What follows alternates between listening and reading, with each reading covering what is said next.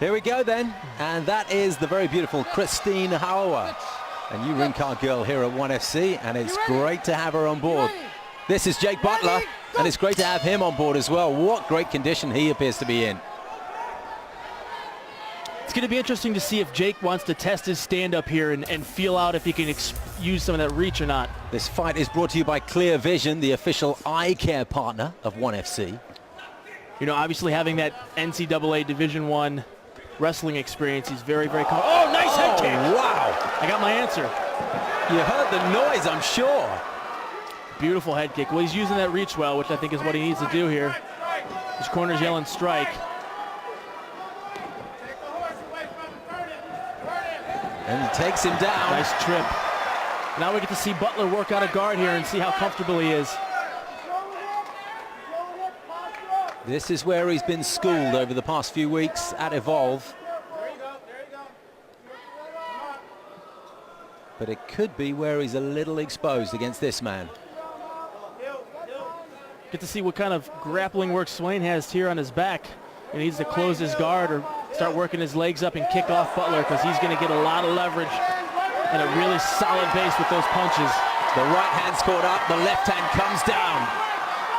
Few of them, very few of those were a clean connection, I must say.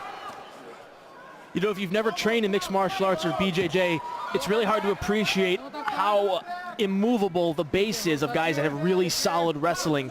You know, you feel like you can just push them off or move, but a guy that has that solid wrestling credential feels twice as heavy as he really is. And you've got a guy like Jake who's just a beast. Jake just cupped him with a good left hand Working there. in a front guillotine. He may be too tall to me from this position.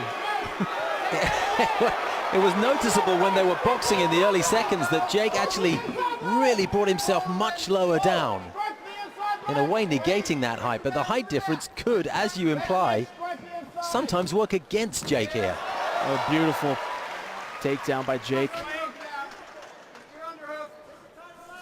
Strike his ribs! Strike his ribs! Go! Strike!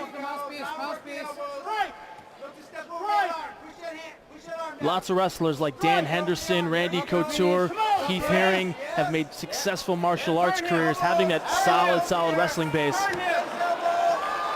This is a position Matt Hughes likes to use a lot at crucifix, where you trap the leg underneath your, the arm underneath your leg, and he's going to try to trap his other arm across there, and if he sits towards his head, he's going to get a lot of room to punch. Cangco keeping him at close quarters though until he finds that distance, and therefore the leverage to bring down this is going to be the beginning of the hands. Here come the rights, and Yuji Shimada knew that he couldn't let that one go on any longer. Once he generated that space between him and his opponent, the leverage was there, wasn't it? Well, I think Jake just really looked in a different class as an athlete in this fight. I mean, he was dominated everywhere. Opened with a nice head kick, was able to close the distance, get the takedowns, moved position well, and stayed busy the whole time. So I think that 30 years old, Jake still has several years of being highly competitive, and it's going to be great to watch him grow here in 1FC. Well, he's breathing hard, and you can't blame him. That was a bit of a workout for him on the mat there. There's that head kick. It just grazed the top of his head, but enough to knock Swain off his base a little bit. And then Jake, relentless with his ground and pound. In the beginning of the end here, when he moved into mount, just solid punches right through.